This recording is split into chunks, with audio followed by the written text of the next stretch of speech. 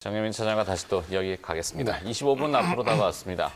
뭐 지금 채널을 돌리신 분은 없으실 것 같고 네. 앞에 쭉 다 들으셨을 테니까 이렇게 준비하려고 그냥 가보도록 하죠. 네, 일단 굴레를 벗어나라는 이제 제목을 가져왔고 약간 굴레를 소외주들. 벗어나? 네, 뭐 노래 제목이죠. 네.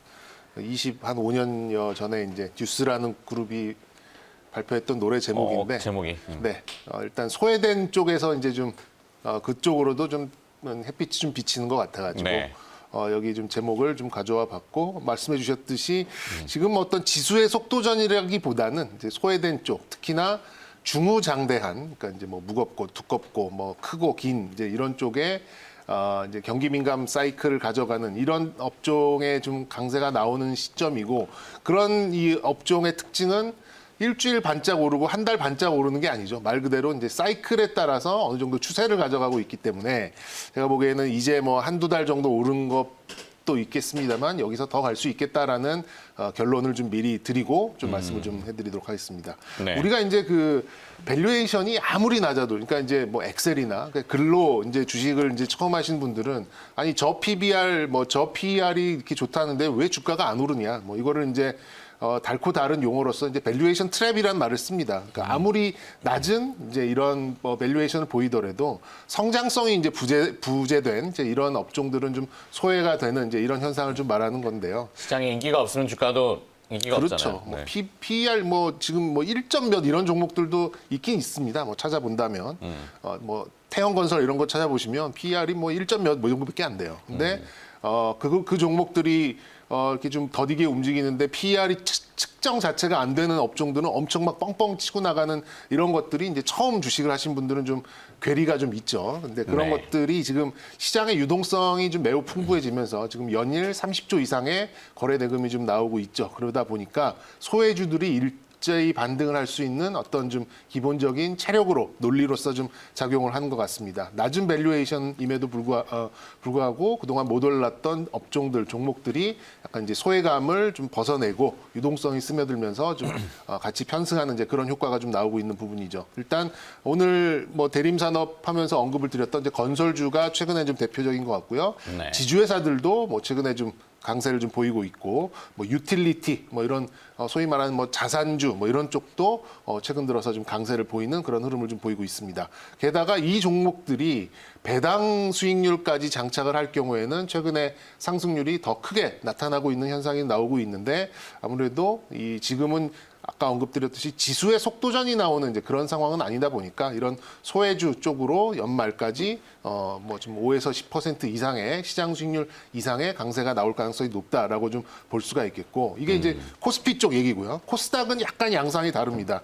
이제 4분기 들어서 이제 조금 조용했었던 쪽이 좀 바이오 쪽이에요. 뭐 이중항체, 뭐 줄기세포 이게 내년 1월달에 뭐 JP모건 헬스케어도 있고 컨퍼런스도 있고 아마 3월 이번에 컨퍼런스는 온라인으로 하지 않겠어요? 온라인으로 하겠죠. 그리고 CES 아시잖아요. 예, 가전 CS도 박람회도 온라인으로 지금 온라인으로 할 개최 가능성이 예정이죠. 높죠. 2021년도 1월 달에 있을 예정인데 삼성전자나 LG나 맞습니다. 다 온라인 준비하고 온라인으로 있다고. 하겠죠. 예. 네. 그리고 3월 달에 이제 암학회 이런 것도 온라인으로 하겠죠. 네. 이제 이런 것들이 있다 보니까 이제 보통 1월부터 3월 1분기에는 그 이제 바이오 쪽이 좀 강세를 보였기 때문에 거기에 대한 선제적인 매수도 지금 들어오고 있다고 봅니다. 그래서 코스피 쪽은 정말 소외를 받았고 저밸리에이션을 보였던 소외주들이 올라오는 상황 그리고 네. 코스닥도 이 코스닥 지수가 올라가기보다는 이런 좀 소외를 받았던 바이오 쪽 제가 볼 때는 계속 말씀드립니다만 이중항체, 줄기세포 이런 쪽에 좀 강세가 나타날 가능성이 좀 높지 않을까라는 생각이 듭니다. 그래서 제가 지난주 금요일 날 말씀드렸던 게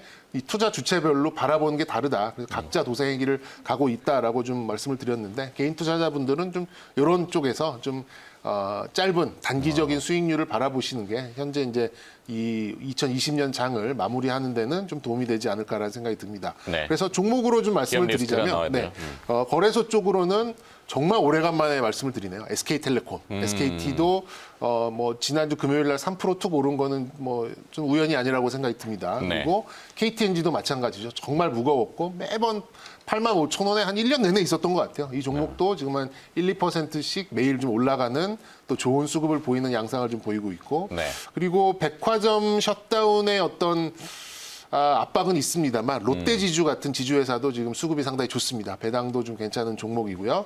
그리고 건설주는 좀 이따 말씀드리도록 하겠고 네. 그리고 코스닥 쪽에서는 개인적으로는 차바이오텍 그리고 이중항체 쪽에 있는 뭐 에클론 그리고 지난 금요일 날 말씀드렸던 메디포스트도 좀 줄기세포 관련된 종목으로 좀 부각이 좀 되지 않을까 이렇게 좀 예상을 드리도록 하겠습니다. 네, 저쪽에 집중. 차바이오텍 한번 집중해 보고 싶습니다. 메디포스트, 차바이오텍 이 두 개 어때요? 네, 좋습니다. 그래요? 줄기세포 쪽으로. 알았어요. 오늘도 한 밥숟가락 하나 얹어가지고. 예. 차바이오텍과 메디포스트. 차바이오텍은 앞서도 잠깐 언급은 드렸는데 하더라 얘기는 많은데 뭐 실체는 봐야 되겠고 워낙 코로나 이슈가 좀 강하고 그 이 백신의 원료들 그 이제 원료에 섞여 들어가는 부제형, 부형제들, 그 이제 면역 강화제들 그다음에 뭐 하여튼 좀 찾아보면은 뭔가 또 많은 것들이 있을 것 같긴 해요. 줄기세포하고 이중항체, 뭐 ABL 바이오, 앱클론, 뭐 파맵신 이런 종목들 떨어질 때도 없어요. 이제 그렇죠. 뭐 이렇게 빠져가지고 지금 한 2, 3개월 옆으로 횡보를 하고 있다 보니까 뭐 접근을 하시는 것도 부담은 없어 보입니다. 네. 백신뿐만이 아니라 언젠가는 치료제도 등장을 하겠죠. 그리고 뭐 그렇겠죠. 해외에서 나올지 국내에서 나와주면 뭐 더없이 좋은 거고, 그죠? 그럼 국내 관련 기업들이 계속 부단히 노력을 할 거고 연관성은 계속 지어지겠다. 뭐 그것이 허상일 수도 있어요, 사실은, 그죠? 하지만 우리는 또 버릴 수 없는. 그럼요. 네. 자, 이렇게 준비하라. 첫 번째 말고 두 번째는 어떻게 또 준비하라로 갈까요? 바로 갈까요? 바로 갑시다. 배당 얘기가 나와서 제목을 잘 이게 언어의 유희가 있습니다. 주식으로 배당 주는 꿀 배당 주식들 이렇게 좀 꼽아봤는데요. 아까 김영민 매니저가 나가면서 부강약품 얘기를 툭 던지고 나갔어요. 그러게요. 그래서 제가 왜 내가 갖고 온 거를 스포를 할까라는 생각을 좀 했었는데 일단 배당에 대한 관심이 증가하는 가장 1년 중에 가장 그 배당에 대한 관심이 높은 그런 시기인 건 맞습니다. 그래서 저는 이제 현금 배당이야 뭐 이제 현금 배당이고 주식으로 배당을 주는 종목들을 올해도 이 종목이 주식 배당을 할지는 모르겠습니다만 부강약품처럼 과거에도 주식 배당을 했었던 그런 종목들 리스트를 많은 시간에 걸쳐서 좀 찾아보고 좀 왔습니다. 그래서 일단 이 주식으로 배당을 주겠다라고 이제 공시를 한 종목들이 장중에 뭐 10몇 프로씩 팍팍 튀는 그런 현상이 나타났어요. 특히 부강약품이 나타났었고, 그리고 서부 T&D, 서부 트럭 터미널도 나타났었고, 나스미디어라는 종목도 뭐 10% 주식 배당을 준다고 하니까 장중에 아주 강세가 좀 나왔었기 때문에 그러면 작년, 재작년에 주식 배당을 했었고, 그것도 5% 이상의 좀 짭짤한 그런 주식으로 배당을 한 종목들 플러스 충분한 올해에 배당을 할 수 있는 이익이나 아니면 자사주를 보유한 종목들을 좀 추려서 와봤습니다. 뭐 괜찮죠? 상당히? 괜찮습니다. 네네. 네. 일단 배당을 주는 뭐 재무 구조는 사실상 배당을 주는 종목들은 어떤 이 재무 구조 그리고 어떤 회계에 대한 투명성 이런 것들을 크게 의심할 필요가 없어요. 일단 재무 구조의 어떤 끝판왕을 다 그 끝전을 마쳤다라고 우리가 좀 표현을 하는데 네. 일단 이런 부분을 감안했을 때 배당을 주는 종목들에 대한 어떤 좀 재무 구조는 좀 어느 정도 먹고 들어가는 부분이 있다 이렇게 좀 보시면 좋을 것 같고 그리고 이렇게 주식 배당을 하는 종목들은 대부분 현금 배당도 같이 합니다. 이게 얼마나 좋은 거냐면 주식 배당을 하게 되면 액면가에 대해서 세금을 내야 됩니다. 근데 그 세금을 또 배당금으로 카바를 해주기 때문에 그냥 말 그대로 이제 꿀 배당 주식으로 받아가서 내가 이제 그 주식을 가지고 이제 뭐 매도를 해도 되고 더 끌고 가도 되고 뭐 이런 부분도 있는데 뭐 일례로 좀 부강약품 같은 경우에는 10%씩 10년을 했어요. 네. 근데 이제 그 주가를 좀 쭉 살펴보시면 어마어마한 수익률이 나왔겠죠. 계속해서 주식으로 10%씩 받고 주가도 좀 올라온 그런 상황이기 때문에 이렇게 좀 주식으로 배당 주는 종목들은 뭐 단기적으로도 좀 부각을 받겠습니다만 중장기적으로도 끌고 갈 수 있는 이제 그런 종목들이 아닌가라는 생각이 좀 듭니다. 그래서 종목들을 좀 살펴보면 뭐 여러 가지 좀 종목들이 있습니다만 눈에 띄는 10% 정도의 종목을 작년 재작년 했었던 종목이 네. BC월드 제약이라는 종목이 BC 월드 제약. 10% 정도의 주식 배당을 실시를 했었고요.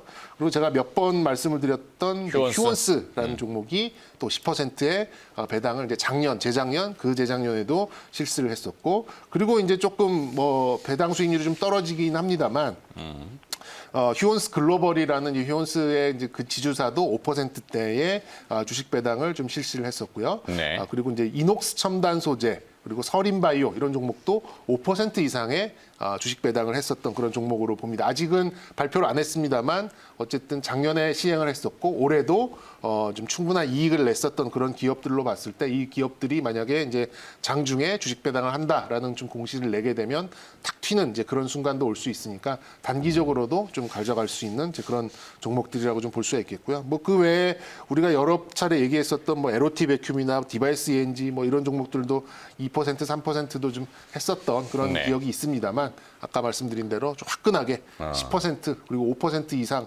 서린바이오처럼 한 7%뭐 꾸준히 이렇게 배당을 주는 종목들 한번 단기적으로 그리고 긴 측면에서도 좀 눈여겨볼 만하다라고 좀 주식 배당을 주는 꿀 배당 주식들 좀 언급을 드리도록 하겠습니다. 네. 저 중엔 또 오늘 뭐 집중. 하나. 그럼 뭐 계속했었던 휴원스 한번. 휴원스? 네, 오케이.